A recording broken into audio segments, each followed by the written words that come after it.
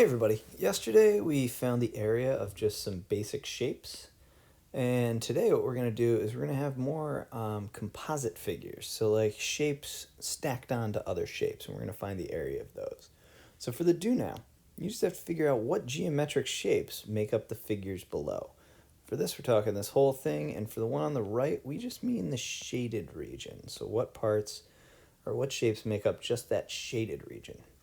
All right, take some time, pause the video, and think about your answers to the do now. All right, so looking ahead here, this one on the left is pretty obvious here, that right here we have a rectangle. Horribly written, but there it is, rectangle. And then on top,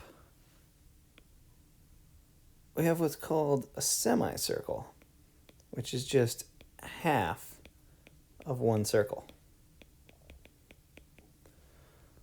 All right, over on the right, obviously we have a triangle here. And then in the center,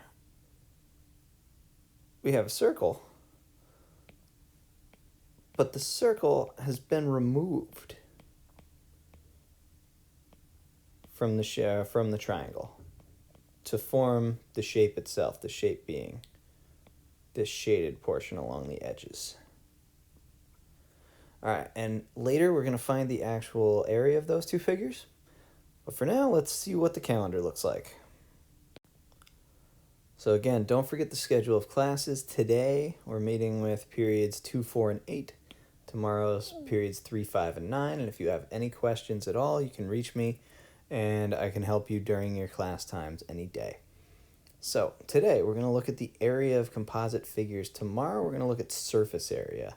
So that's the area on the outside of three-dimensional figures. But if we're looking at the whole thing here, perimeter is a length situation. It's a one-dimensional measurement.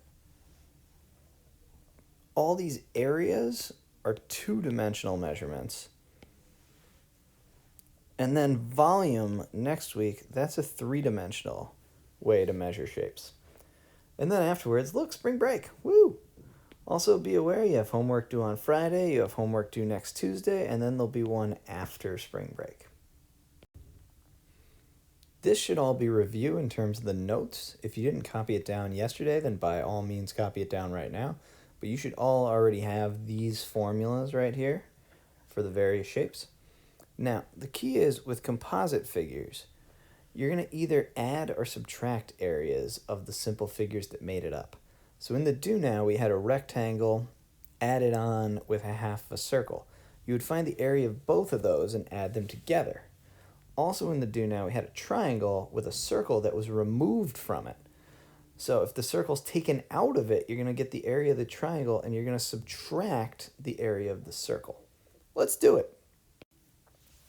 Okay, so here are examples from the do now again. So first thing we have to do is find the area of both the rectangle and that half of a circle. So the area of the rectangle is just base times height, which in our case is just 5 times 8, or 40 centimeters squared. Easy, simple. Now, remember, the area of a circle is pi times the radius squared. But in our case, we only have half a circle. So what you want to do is take half of pi r squared. Now, a question comes up. What is the actual radius here?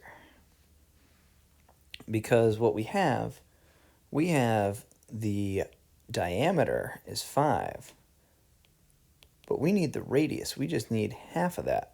So the radius is going to be 2.5. So what you're going to plug in here is the area equals 1/2 times pi times 2.5 squared, which, using your calculator and rounding off to the nearest tenth, is about 9.8 square centimeters. So to find the total area of this, we're going to take the area of the rectangle, and we're going to add it with the area of that half circle, the semicircle, and you get about 49.8 square centimeters. And that's the area of the total figure there. So we're going to do the same thing with the triangle now. Now for the triangle, the area is always 1/2 base times height, which in our case is 1/2 times a base of 32 times a height of 32, giving us 512 square meters. Now we need to figure out the area of the circle, and it's a full circle, so we're just going to do pi times the radius squared. So the area here is pi, and we're already given the radius. The radius is 10. So we get pi times 10 squared. Rounding this off to the nearest tenth, we end up getting about 314.2 square meters. Now, to find the total area of this, we're going to take the area of the triangle, 512, and the area of the circle, 314.2. But remember, since we're removing the circle here, we're going to subtract. And our answer is approximately 197.8 square meters. And just a quick reminder, the reason we're doing square meters and square centimeters here is because area is a two-dimensional measurement. So a two-dimensional measurement, meters squared, centimeters squared. For the perimeter, it would just be centimeters or meters. But since we're doing a square measurement, we're going to use the units squared. All right, it's time for you guys to try your work. Remember, just take a picture of your work and paste it into the Google Doc and then submit it on Google Classroom. Your reflection question, your wrap-up, is going to be to create a composite figure of your own with an area you can find, and then find the figure's area, of course. And again, don't forget, your Delta Math is due Friday at the beginning of whenever your normal class time is. Good luck. Email me if you guys have any problems. See you later.